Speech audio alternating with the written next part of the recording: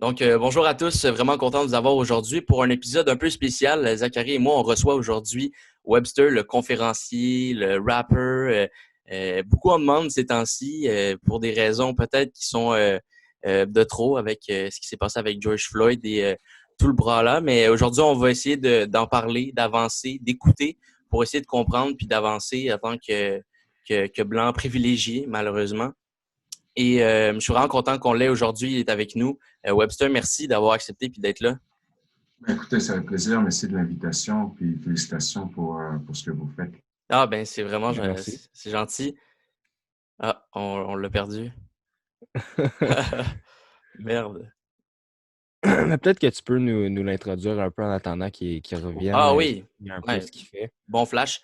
Ben écoute, les petites infos que j'ai sur Webster, ben il a commencé le rap en 1995 avec des amis. Il est né à Québec, à Limoilou, et je pense qu'il faisait du rap avec des amis. Il était comme un regroupement de rappers.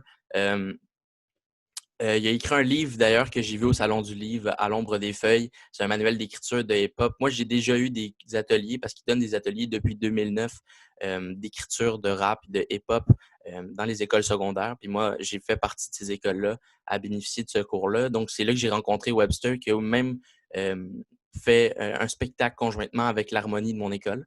Donc, je l'ai vu aussi performer, puis je l'ai vu aussi écrire avec nous. Ah, là, il revient.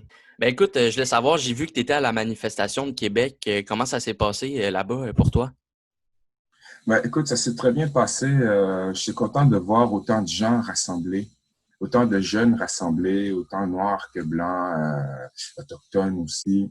Et surtout, j'étais content de voir que c'était des jeunes qui avaient pris en main la manifestation.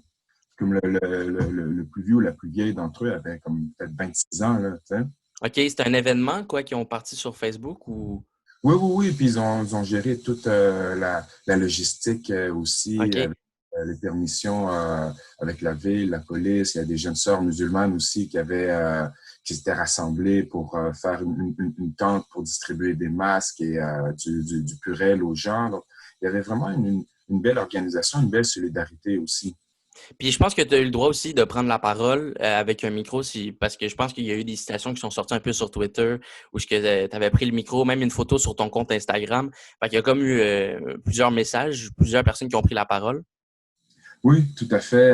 Donc, il y avait plusieurs personnes. Bon, il y avait moi, il y avait Eric Martel-Bawali aussi, le boxeur. OK. Frère et une sœur de Wendake, euh, qui eux sont afro-autochtones, c'est-à-dire que leur père est guinéen OK. et mère est Wendat. Et donc, eux ont échangé par rapport à leur expérience. Et il y a beaucoup de gens, euh, des membres de la communauté plus aussi. Et tout le monde amenait son expérience, des expériences différentes aussi de la vie en tant que noir, oui, mais de la vie au Québec aussi.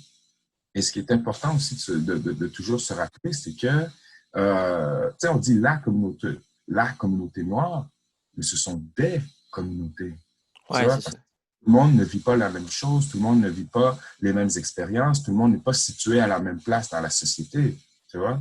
Ouais. Et, euh, et donc, c'était intéressant de voir cette diversité-là sur scène. Justement, il y a une citation qui est sortie que Hadi Hassine a mis sur Twitter. Il t'a cité toi, il a écrit François Legault devrait peut-être changer son nom pour Mamadou Legault et aller porter des CV pour voir quel effet ça fait. Et je trouvais ça super intéressant de la façon que tu l'avais amené. Mais dans le fond, c'est que tu déplores un peu ce que François Legault a dit dans son point de presse ou Ben, oui, en fait, c'était en réaction. On me posait la question, qu'est-ce que tu penses du fait que François Legault dit qu'il n'y a pas de racisme systémique au Québec? OK. Ben, j'étais comme, ben là, s'il dit qu'il y a ça, qu'il aille le vérifier par lui-même, qu'il change son nom pour Mamadou Legault, OK.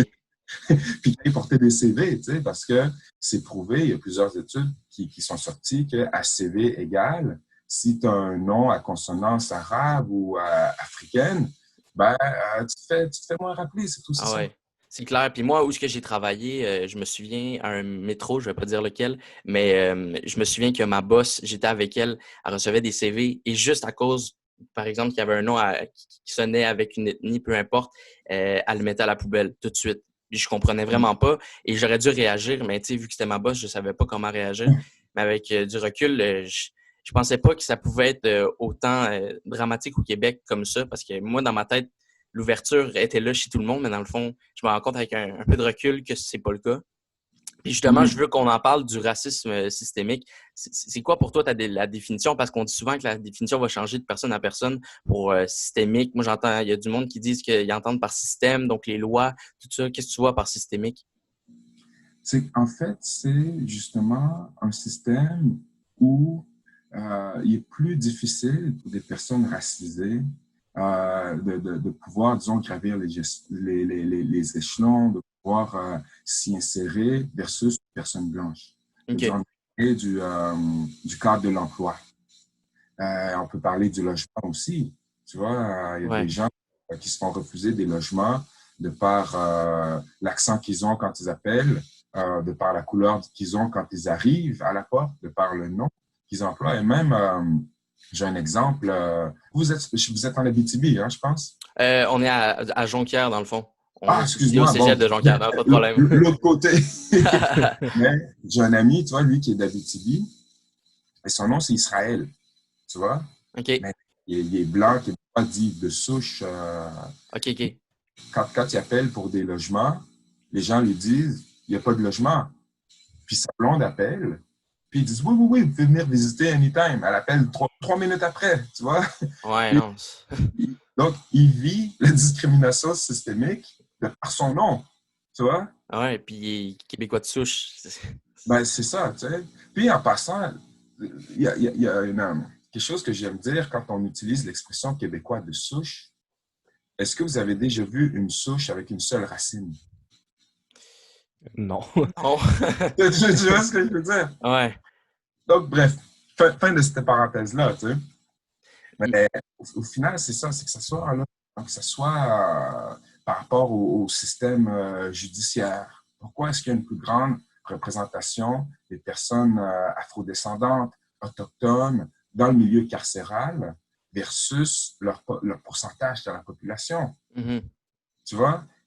C'est au niveau de la DPJ. C'est la même chose. On retrouve une grande proportion des enfants noirs versus leur pourcentage de la population qui sont dans le système au niveau de la DPJ. Et donc, on retrouve ça dans toutes les phases de la société. C'est finalement ce privilège qui s'est construit en lien avec l'histoire. Et souvent, les gens ne voient pas très loin quand on parle d'histoire, mais l'histoire façonne ce que nous sommes aujourd'hui. Et donc, on a les deux pieds ancrés dans l'histoire. Et cette histoire-là, si tu regardes dans les années, admettons, 1800, quand on prend l'exemple des Noirs parce que c'est ce dont on parle, ben, ils avaient, admettons, ils avaient le droit de vote, ils avaient le droit d'être citoyens, mais pourtant, il n'y avait pas de mobilité sociale. Ce pas des gens qu'on allait engager pour devenir policiers ou juges ou médecins. Donc, ils étaient limités à une strate de la société. Puis je dis, ça, en plus, on ne parle même pas de la question autochtone. Dans les années 1800, où est-ce que c'est des gens qu'on a repoussés, mis dans des réserves, affamés pour pouvoir construire le chemin de fer à travers le Canada. Dans les années 1900 encore, jusque dans les années 1940, il y avait des endroits où est-ce qu'on empêchait les Noirs d'aller. Tu vois, je dirais, comme un exemple, il y a une grande chanteuse noire américaine qui s'appelait Marian Anderson, une femme ultra connue, tu vois, est invitée pour se produire au Château Frontenac en 1932. Mais on ne veut pas la loger parce qu'elle est noire. Tu vois? Et donc, on parle du star de la chanson qui est invité, mais on est comme, oh, tu peux chanter, mais va coucher ailleurs. Mais tu vois? Donc. Tu vois? En 1945, il y a un couple de médecins noirs qui vont au Château Frontenac toujours, tu vois? Et ils s'installent, tout ça, ils venaient de New York. Et ils viennent pour aller au restaurant, on leur empêche l'entrée au restaurant parce qu'ils sont noirs. Ils vont aller en cour et la cour va trancher en faveur de ces personnes-là. Ils vont dire au Château Frontenac, oh, Ben, ils n'ont pas dit yo, là. En 1945. Mais quand même, on va dire au Château Frontenac, ils ont payé, ce sont des clients. Non, Vous c'est êtes ça. obligés de leur donner les mêmes droits qu'à tout le monde. Et donc, dans les mentalités, ce n'était pas nécessairement inséré dans les lois, mais c'était dans les mentalités que on ne peut pas donner accès à tous les Noirs parce même s'ils ont le même statut économique, même s'ils ont plus d'argent, ce que je disais, c'est que même jusque dans les années 40, on percevait une hiérarchie. Oui, puis souvent, quand on monte, c'est toujours, tu disais là, dans un autre podcast, que plus on monte dans la hiérarchie, plus il y a des blancs, puis il y a moins d'ethnies, de personnes différentes de couleur ou peu importe. Oui, encore aujourd'hui, tu vois. Et donc, ça, justement, ça vient du passé aussi. Ou est-ce que dans une vieille mentalité d'avant? Et ce qu'il faut comprendre, c'est que le racisme, qu'il soit systémique ou individuel, n'est pas toujours conscient. Tu vois? Des fois, ce sont des billets inconscients où est-ce qu'on le fait, mais on s'en rend pas compte qu'on le fait. Puis parfois, c'est peut-être même pas l'intention, mais on le fait par habitude, tu vois? Puis c'est ça, l'histoire, ce sont des habitudes Ouais. Mais justement, parlons-en parce que souvent, on fait la comparaison entre les États-Unis et le Québec et le Canada. Mais justement, je trouve qu'ici au Québec, c'est peut-être un racisme qui est plus subtil. C'est souvent qui va passer, qui est moins, qu'on voit moins ressortir comme aux États-Unis. Puis justement, tu parlais que des fois, c'est comme des réflexes, qui font partie des années de notre ADN, de notre façon d'être. Puis je voulais qu'on en parle. Est-ce que tu penses que ça fait partie peut-être du mandat de l'éducation d'enlever cette ignorance-là chez les Québécois ou chez les Canadiens, les Américains, pour pouvoir prévenir le genre de racisme subtil? Oui, je pense que l'éducation est primordiale afin de faire changer les mentalités et commencer jeune. C'est-à-dire que, moi, ma grande passion, c'est l'histoire. Et donc, je pense qu'on doit revoir l'histoire pour que les gens comprennent, une présence afrodescendante et africaine ici au Québec et au Canada depuis l'époque de Champlain, ça c'est une chose, mais dans un cadre plus global aussi, la place de l'Afrique dans l'histoire. Parce que une des particularités du colonialisme et de comment l'histoire a été écrite, c'est que l'Afrique a été complètement extirpée. Tu vois, même quand on pense à l'Égypte, on la pense blanche, on pense à la Méditerranée, on pense à la Grèce, etc. Mais on oublie que l'Égypte, c'est l'Afrique. Ouais. L'Égypte est une contribution de l'Afrique à l'humanité.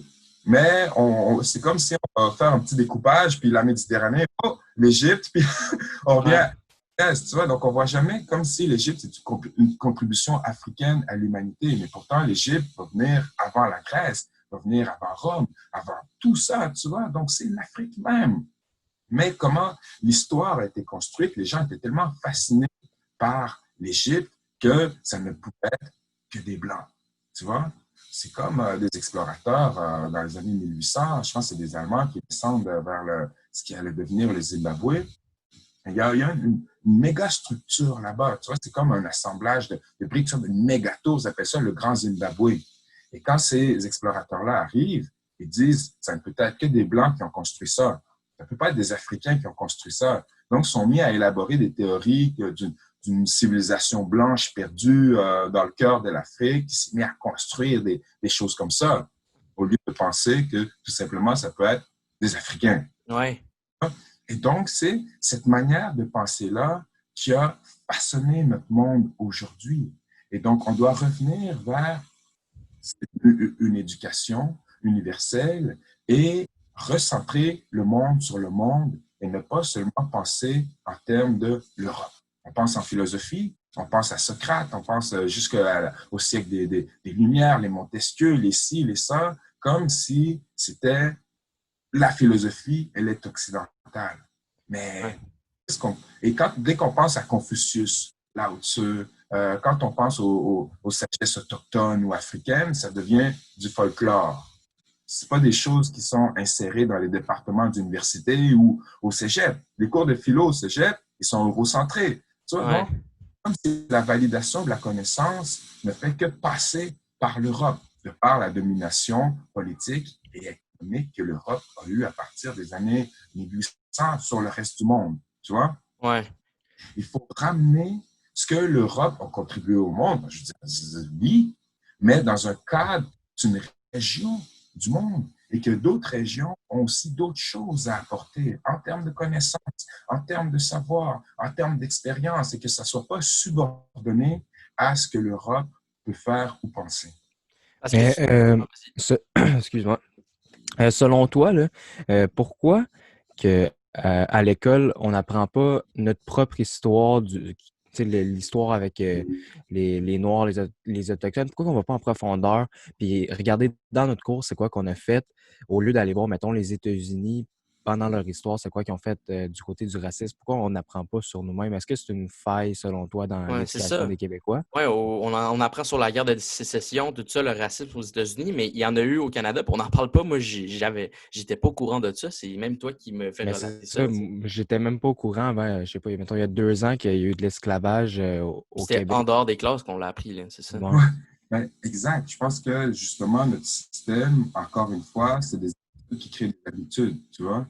Et c'est une histoire qui n'est pas connue, qui est tombée dans l'oubli. C'est une histoire qu'on a commencé à nier au 19e siècle.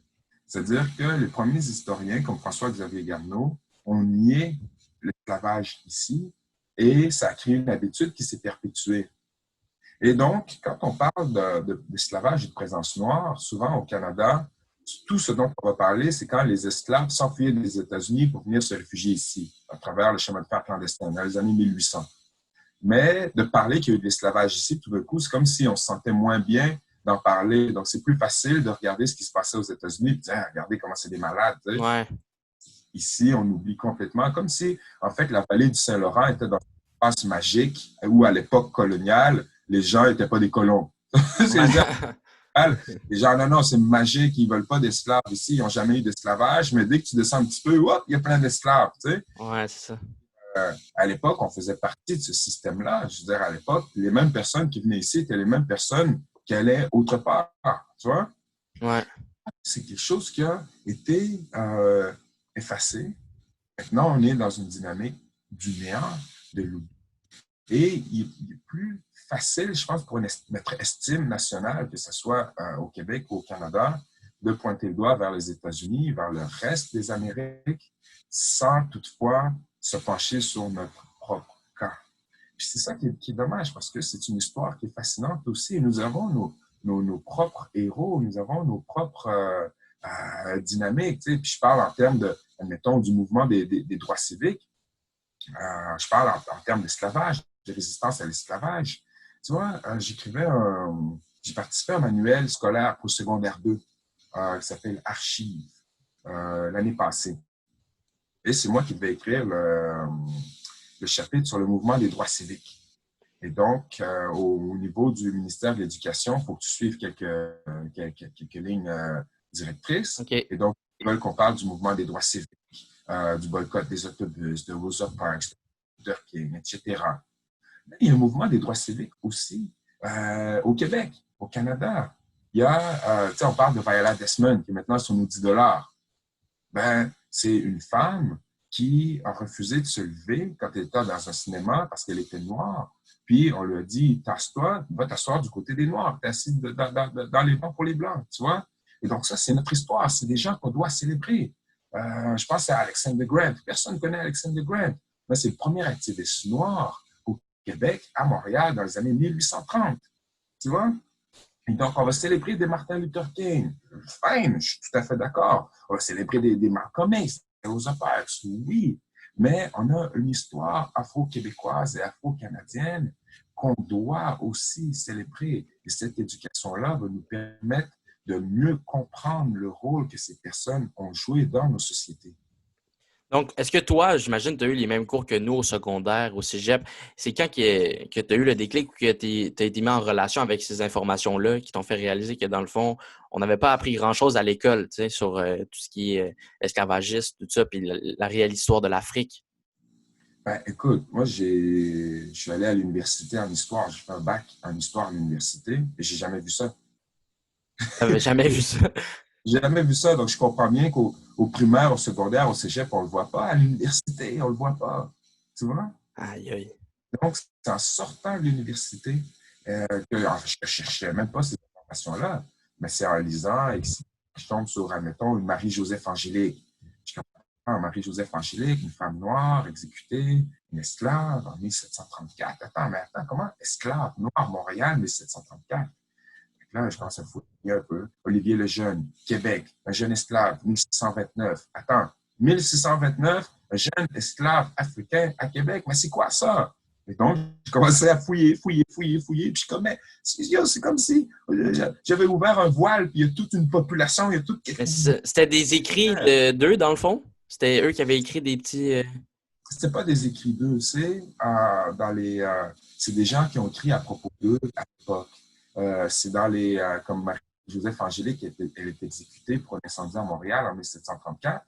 Et donc, il y a tous les documents officiels.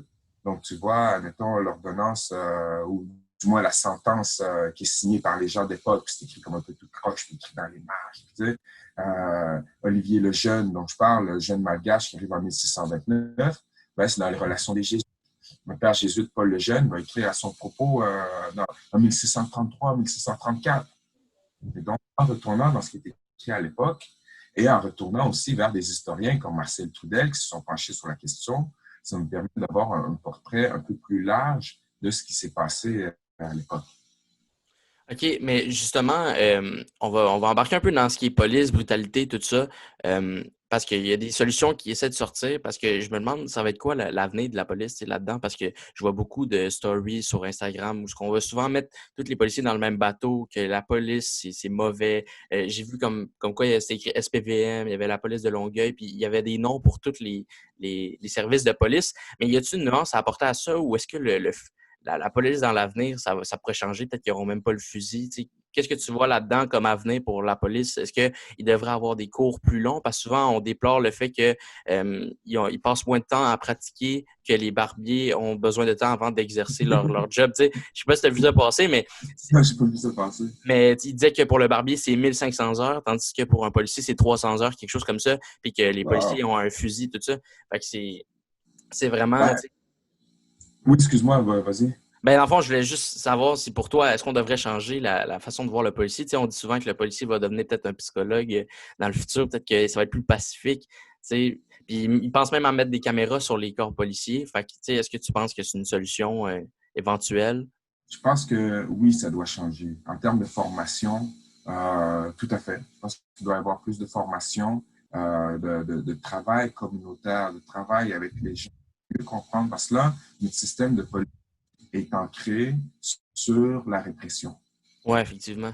C'est-à-dire empêcher le crime ou intervenir quand il y a un crime. Oui, c'est comme eux le plus fort. Oui, je comprends.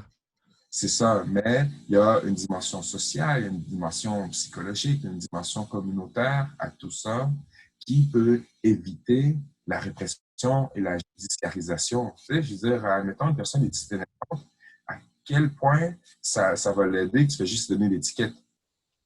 On lui donne l'étiquette pour itinérant. Bon, je ne sais pas la loi, mais on fait juste donner des tickets. Après 10 tickets, on l'envoie en prison parce qu'elle ne peut pas les payer pendant un mois.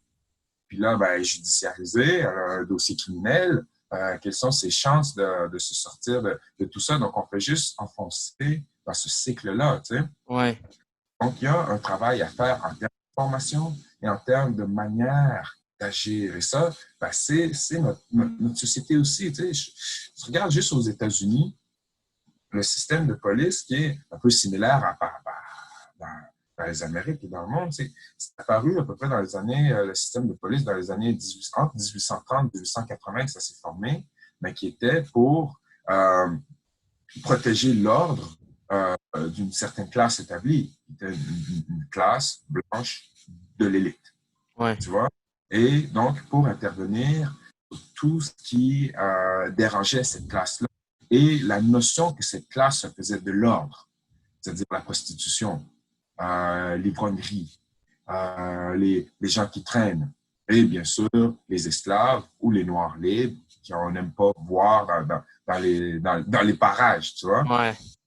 Et donc, notre système de police est un peu cette image-là où est-ce qu'on veut conserver un ordre établi, mais selon des paramètres précis d'une strate de notre société. Tu vois? Et là, je parle même pas de la vision en lien avec la couleur de peau, même si ça joue un rôle. Il y a une manière de voir d'une certaine élite et la police protège ces dits privilèges-là, de cette élite-là, de certaines manières. Donc, je pense qu'il faut revoir le système policier, revoir le recrutement et pas vouloir juste recruter des robots, tu vois, des gens qui appliquent la loi sans discernement. Parce que c'est ça le problème aussi. Parce qu'il y a souvent du cas par cas.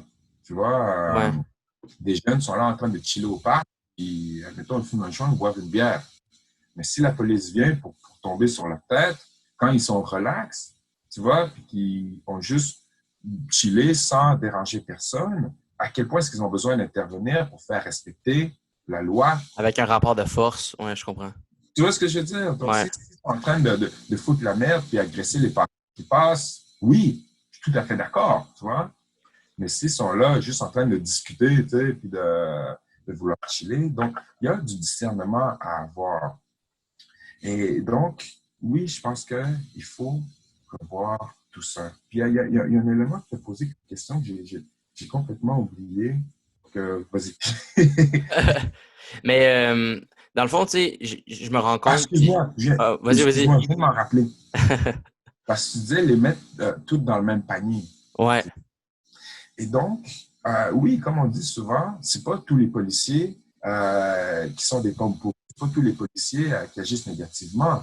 Et si les autres policiers autour ne sont pas capables d'intervenir pour l'en empêcher, s'ils ne sont pas capables d'intervenir pour le dénoncer, le problème est là aussi parce que ça devient une complicité. Ouais, c'est ça. Puis c'est ça qu'on parlait aussi de la difficulté de la police, c'est d'arriver à contredire ton coéquipier parce qu'on dirait que c'est mal vu dans le domaine de la police. J'avais lu ça comme quoi, justement, avec l'expérience, avec la vidéo de George Floyd, on voit un Asiatique qui est là, puis là, on se dit, OK, mais il y a de la diversité, tout ça, puis il n'a rien dit. Puis on a compris par la suite que, justement, c'est mal vu de contredire la personne pendant qu'elle est en train de faire une manipulation avec quelqu'un, tu sais. Fait que Oui. je pense qu'il faut changer ça aussi, là.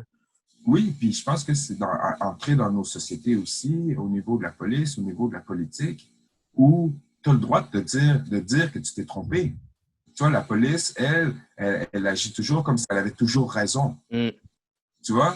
Mais c'est pas le cas. La police se trompe des fois. Il faut être capable de le dire aussi. Il faut être capable de... Parce que là, c'est comme si on va protéger tout le monde à tout prix. C'est l'esprit de gang. Tu vois? On dit l'esprit de gang, mais on appelle ça l'esprit de corps. Tu comprends ce que je veux dire? C'est-à-dire que tout le monde est là 100% pour quoi qu'arrive, puis on va te baquer, puis à un moment donné, ces gens, ils sont redevables envers la société. Ils ne sont pas redevables envers leur corps policier, mais le fait que c'est un travail qui est dangereux, un travail qui est difficile, eh bien, ils n'ont pas le choix de se tenir parce que dans une situation XY, où est-ce que ça part en couille, il faut que tu puisses avoir confiance à ton partenaire, tu vois. Donc, ce sont des gens qui vont créer un lien fort entre eux qu'envers les gens qui doivent servir. Et donc, ça devient un jeu de position nous contre eux. Tu vois ce que je veux dire? Donc, le corps, où est-ce qu'on se tient ensemble versus les autres. Et donc, tu vois les autres un peu comme l'ennemi, entre guillemets. C'est pas tout le monde qui voit ça, mais c'est un esprit qui se développe au final. Et donc, je pense qu'il faut revoir cette manière de protéger à tout prix les policiers qui dérogent. Il faut les rendre imputables et il faut renverser cet élément psychologique du policier. Et je veux dire, on parle de complicité. Je veux dire, si nous trois, là, et on est ensemble, puis un de nous trois qui commet un braquage, un meurtre ou quoi que ce soit, ben, nous autres aussi, les deux autres, on risque d'être accusés, tu vois. Ou du moins, on va avoir des problèmes. Ouais, non, ça c'est clair. Tu vois ce que je veux dire? Donc, c'est un peu ça aussi. Je pense qu'il faut tenir les policiers au même standard qu'on tient les citoyennes et les citoyens. Mais, vas-y, Zach. Oui. Mais dans le fond, je voulais juste savoir, tu sais, il y a de plus en plus de récits traditionnels des Premières Nations québécoises dans notre société qui dénoncent justement ce qu'ils ont vécu avec l'assimilation puis toutes ces affaires-là. Est-ce que tu penses qu'on va voir une augmentation des récits traditionnel, mais plus afro-américain. Est-ce que c'est quelque chose de possible dans le futur? Je sais pas si c'est déjà en branle, peut-être que ça l'est déjà. Ben, en fait, ça fait longtemps que les gens en parlent. Mais je pense que la majorité commence à écouter avec ce qui s'est passé avec George. Ouais, malheureusement. Là. Et c'est ce que je disais il n'y a pas si longtemps en entrevue. C'est la personne, elle me dit, est-ce que ça vous surprend? Non, nous, c'est notre quotidien. C'est-à-dire que c'est quelque chose, on est au courant de ça. On le sait. Mais là, ce qui change avec George Floyd, c'est que d'autres gens commencent à se rendre compte que c'est fucked up. Tu vois? Et donc, ce sont des choses qui sont racontées depuis avant même ma naissance. Et donc, j'espère juste que, justement, ça prenne plus de place en société, que les gens y portent plus attention et qu'ils se sentent concernés aussi. Je pense que c'est ça la différence aujourd'hui, c'est que tout d'un coup, les gens, les Blancs de la majorité, se sentent plus concernés par ça, tu vois? On veut faire quelque chose puis faire la différence. C'est ça, exactement, parce que c'est une société commune, collective. Et tu sais, souvent, les gens ne voient pas la couleur, mais la question, c'est de ne pas voir la couleur, parce que ça, en soi, ça ne fonctionne pas. La couleur existe. Le problème, c'est d'y associer une connotation négative, tu vois? Donc, ça ne fait rien de voir la couleur. C'est correct, c'est beau. C'est comme tu regardes un arc-en-ciel. Est-ce que tu vas dire, ah, moi, je vois juste le bleu de l'arc-en-ciel? Tu vas dire, l'arc-en-ciel est tout gris. Ou oui, je vois le rouge, le bleu, le jaune, le vert. Puis c'est beau, c'est magnifique. Tu vois? Et donc, aujourd'hui, la société, c'est de voir toutes ces différences-là et d'y voir quelque chose de magnifique. Et donc, maintenant que tout le monde dans la société commence à comprendre que ça concerne tout le monde. C'est pas une question, entre guillemets, que les Noirs ont le problème des Noirs, comme que le sexisme, c'est pas un problème que les femmes vont régler le problème des femmes. Tu vois ce que je veux dire? Si on veut comprendre le sexisme, il faut que les hommes puissent se sentir impliqués et dire, je contribue à ce problème-là, je dois changer mes mentalités face à ce que vivent les femmes. Il faut écouter ce que les femmes disent quand elles sentent qu'elles ressentent du sexisme, tu vois? Et donc, c'est la même chose pour le racisme. Ça concerne tout le monde dans la société et c'est en changeant nos mentalités, tout le monde, qu'on peut parvenir à éliminer le racisme, espérons. Mais sur, mettons, l'échelle de ta vie, j'ai accroché le micro, sur l'échelle de ta vie, est-ce que tu as vu une amélioration, mettons, que ce soit sur ton plan personnel, que ce soit sur la façon globale? Est-ce que tu trouves qu'il y a une amélioration qui se fait au fil des années? Est-ce que tu penses que, justement, cet événement-là avec George Floyd puis tout ce qui se passe dans les alentours avec les manifestations, est-ce que tu penses que c'est en ce moment qu'il va y avoir un plus grand changement que depuis peut-être les dernières décennies? Ben, regarde, avec cette question-là, on avance, on recule, on fait du surplace, on recule, on avance. Donc, je ne sais même plus où ça se situe. Tu vois ce que je veux dire? Donc là, ce qui se passe, on voit que c'est des pas de plus, tu vois?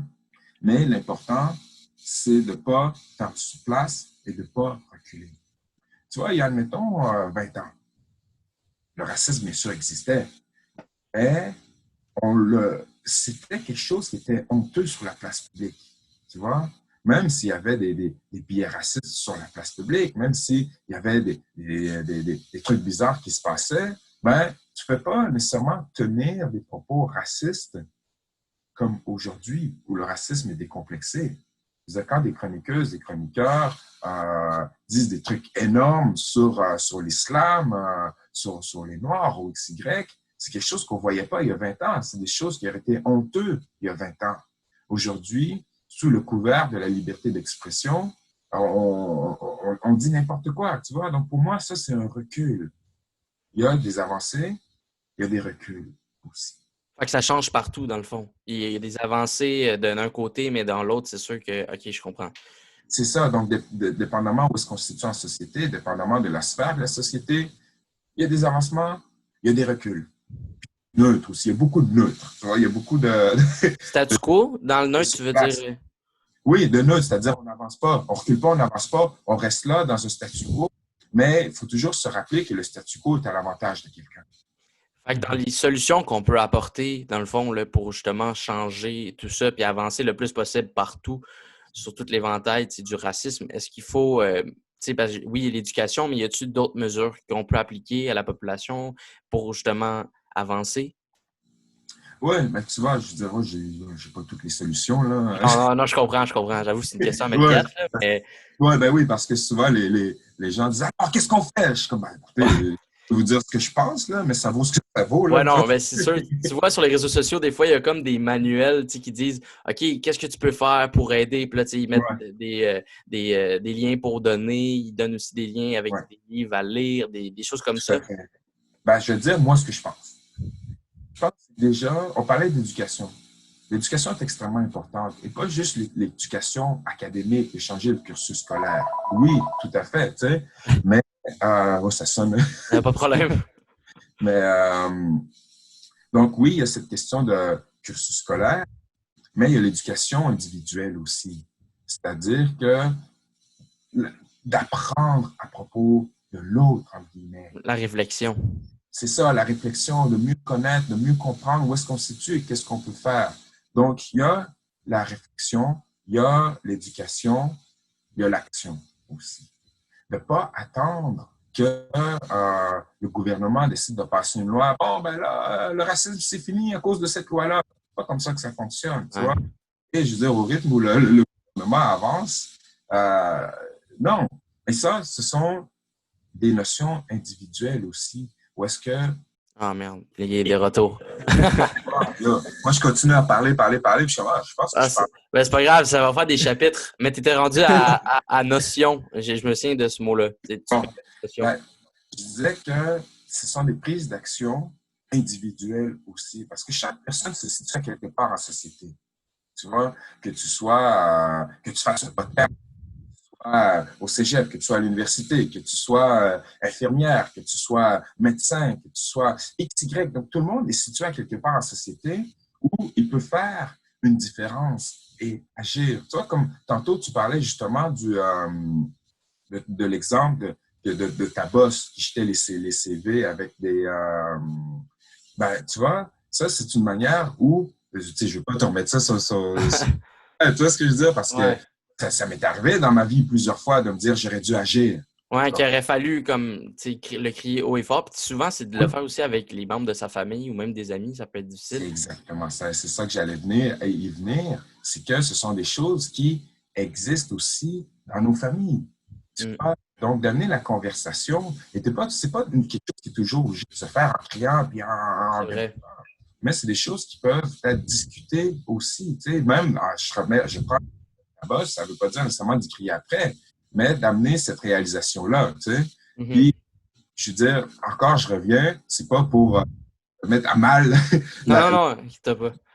Parce que, comme je te dis, c'est des choses qui m'arrivent aussi dans ma vie. Je me dis, ah, man, j'aurais dû à ce moment-là, puis je ne l'ai pas fait, parce que des fois, ça ne tente pas, comme, tu sais. Donc, mais c'est d'éliminer ça ne me tente pas aussi. Ou des fois, tu es comme, il faut être appelé à agir. Parce que souvent, le silence devient complice. Oui, et c'est ça qui me rendait mal pendant un moment parce que je voyais les stories pour dire souvent, ceux qui sont dans le silence font partie du problème. Puis là, je me posais la question, tu sais, je pense que j'en parle pas assez, je pense que je devrais agir plus. Puis je pense que c'est ce qu'on doit faire aussi, puis c'est ça qui va amener les changements, parce que je pense que ça le problème, c'est le statu quo, parce que oui, on peut reculer, mais je pense que la majorité des gens font qu'on reste dans un statu quo. Mais c'est exactement ça, puis comme je disais, le statu quo est à l'avantage. Des personnes, oui, c'est ça. Toujours, donc le statu quo est à l'avantage du système, le statu quo est à l'avantage du plus fort, toujours, tu sais. Donc, il y a ce travail individuel qui est extrêmement important, parce que la politique, c'est une chose. Mais la politique suit la population aussi, l'opinion de la population. Fait que si la population dit « fuck ça », ben la politique, à un moment donné, n'a pas le choix de suivre ce fuck. Et donc, il y a ça. Après ça, oui, il doit y avoir des politiques plus inclusives. Tu sais, on parle de discrimination positive. Les gens, parfois, c'est comme « non, pas de discrimination positive, égalité des chances ». Non, on ne part pas à la même place. On ne part pas à zéro tout le monde, là. Et donc, on a besoin de cette discrimination positive-là pour intégrer plus de personnes dans des postes décisionnels aussi, des personnes autochtones, des personnes racisées, pas juste à l'entrée de la boutique, mais en arrière de la boutique aussi, tu vois. Ouais. Quand je parle de la pyramide qui ben c'est ça aussi, tu vois. Quand on parle de représentation dans les médias, on dit on veut plus de personnes noires, admettons, dans les émissions. Oui, on juste dit noir. Mais les producteurs après ça, puis ouais, c'est ça. Exact. Tu sais, je dis noir, mais c'est aussi arabe, asiatique, autochtone, XY, tu vois. Mhm. Que ce soit aussi des réalisatrices, des réalisateurs, productrices, des producteurs, des acteurs de XY. Tu sais, prends Radio Cannes, Télé-Québec, Hydro-Québec, Desjardins, Bell, Rogers, XY, tu vois, nomme-les. Regarde leur conseil d'administration, regarde leur pyramide, leur hiérarchie. Et donc, c'est ça qu'il faut changer aussi. Puis est-ce que tu penses que ça devrait se faire naturellement? Tu sais, ce genre d'équité un peu, où tu penses qu'on devrait imposer des lois pour que ça soit égal sur la pyramide? Je ne sais pas si tu comprends ma question. Regarde, l'esclavage a disparu ici au début des années 1800. Donc, ça fait officiellement 220 ans qu'on attend que ça se passe naturellement. Ouais, c'est ça. Il faut forcer les choses un peu au niveau politique. Oui, ben oui. Puis tu vois, c'est comme, je veux dire, regarde, par rapport aux femmes. On a toujours dit qu'il n'y a pas assez de femmes dans les conseils d'administration, il n'y a pas assez Ouais, de dans les femmes chambres, ouais, OK. Donc, on dit, là, on n'a pas le choix, il faut avoir une parité, et donc, on va aller sur cette parité-là. Fait qu'on pourrait faire la Ouais. même chose. Ben oui, dans les années 60, les conseils d'administration ici, c'était tous des anglophones. À un moment donné, on a commencé à faire de la pression pour qu'il y ait des francophones aussi. On dit ça, bon sang, il faut des francophones. Et donc, on a mis des pressions pour qu'il y ait plus de francophones sur les conseils d'administration. C'est la même chose encore. C'est-à-dire qu'il faut mettre des pressions. Si les gens ne vont pas changer par eux-mêmes, on va vous aider à le changer. C'est ce que je veux dire. Ouais. Mm. Ben écoute, Mais vas-y, Zach. hier, dans le fond, on avait un autre podcast, puis j'ai reçu Alexandre Belliard. Je ne sais pas si ça dit quelque chose. C'est Oui, oui, oui, qui écrit les BD, là. ouais, c'est ça. Mais Entre autres, là, il fait bien des choses, là. ouais, ben, il chante, puis en tout cas, il fait plusieurs choses. Puis je veux pas amener l'aspect de souveraineté, c'est pas mon point, là, mais c'est pour faire une mise en contexte. Mais hier, on parlait de souveraineté, puis il disait que si on réussit à avoir la souveraineté, ça va être plus facile pour le Québec d'avoir, tu sais, un haut gouvernement, tu sais, une branche que c'est pour, exemple, les Noirs, une autre branche pour les Amérindiens. Puis j'ai dit les Amérindiens, je veux dire les hommes de Première Nation. Mais est-ce que tu penses que c'est important d'avoir ça, une place dans le gouvernement pour vous? Ça va avoir quel impact, selon toi, dans la Ouais. société? Écoute, moi, en termes de souveraineté, je veux dire, pour l'instant, le fédéral reconnaît plus les questions de racisme systémique, des questions autochtones que le provincial. Mhm. Donc, c'est pas encourageant pour personne. Ouais. Là, tu sais. Puis, moi, je suis pas souverainiste, je suis pas fédéraliste. C'est quelque chose qui m'importe peu, tu vois. Mais de ce que je vois, de ce que fait le fédéral versus ce que fait le provincial, puis je veux dire, c'est très clair, tu vois. Mhm. Et, je pense que la question autochtone, la question afro-québécoise n'est pas sur le radar dans cette question de souveraineté. Et pourtant, tu remontes dans les années 70, Pierre Vallière, qui écrit Nègre blanc d'Amérique, il écrit si on veut faire la souveraineté, on ne peut pas passer à côté d'une diversité dite ethnique et d'une diversité religieuse aussi. Ça ne peut pas être juste un projet franco-catholique. Tu vois ce que je veux dire? Ça ne peut être qu'un projet qui inclut tout le monde, sinon ça ne se fera jamais. Et je pense que c'est l'erreur à travers les dernières décennies où ce débat-là a été recentré vers une ethnicité de l'indépendance. Tu vois ce que je veux dire? Même là, les gens vont dire, ouais, le président du PQ est noir à ce moment-là. Mais Ben, c'est ça. un gros bref. Alors, s'en aller là, ma question, parce que, tu sais, on parle souvent qu'on dirait que, tu sais, au fédéral, on le ressent plus qu'ils sont conscients du racisme systémique au Québec, mais ça a un lien, tu sais, aussi très direct avec la personne qui est au pouvoir, tu sais. Fait que, quand ça va changer, puis que la personne au pouvoir au Québec, si ça change, puis c'est plus François Legault, est plus consciente du racisme systémique, peut-être que là, la souveraineté est plus intéressante? Peut-être, peut-être. Tu sais, pour l'instant, je pense que nos options politiques sont très minces à ce niveau-là. Ouais. On n'attend rien de la CAQ, on attend du PQ qui est la Charte. La Charte, Chartres, c'est une cathédrale, donc la Charte. Écoute, les libéraux voulu mettre la commission sur le racisme systémique, puis ils n'ont pas eu, entre guillemets, les couilles de le porter. Ouais, effectivement. QS, je pense que c'est eux qui sont le plus proches. Mais encore, je pense que QS a ses propres enjeux aussi. Ouais. Et QS, au moins, je pense qu'il faut une introspection. Ils ont encore du travail à faire. QS a encore du travail à faire sur cette dimension-là. Mais de tous les partis, je pense qu'il se situe le plus proche. Et donc, écoute, je suis d'accord que ça suit la personne et le parti en place, mais je ne le vois pas de sitôt en termes d'indépendance. Mais c'est une question que, justement, comme je disais, ça me revient sur cette question de il ne faut pas attendre après le gouvernement pour changer nos mentalités. Il ne faut pas attendre après le gouvernement pour prendre action. Il ne faut pas attendre après une loi coercitive pour engager des gens, des personnes racisées ou autochtones. Il faut changer nos mentalités pour pouvoir le faire. Je pense que la clé est là. Ben écoute, je pense qu'on pourrait terminer là-dessus. Je sais que tu es bien serré dans le temps, mais je te remercie vraiment beaucoup, Webster, d'avoir été avec nous aujourd'hui. Puis pour vrai, j'espère qu'on a appris quelque chose. Moi, en tout cas, je me sens grandi depuis le 1 heure qu'on a passé ensemble. Merci encore. Merci. Ben, écoutez, merci à vous. C'était super intéressant.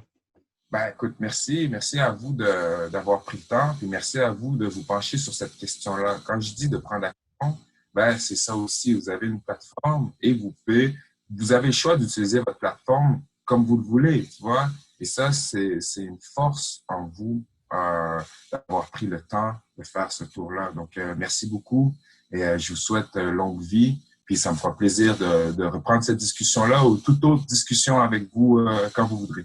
Parfait. C'est un rendez-vous qui est mis à mon agenda. Oui. Excellent. Ben, merci beaucoup, Webster. Prenez soin de vous. Merci bien, toi aussi. À la prochaine. Peace.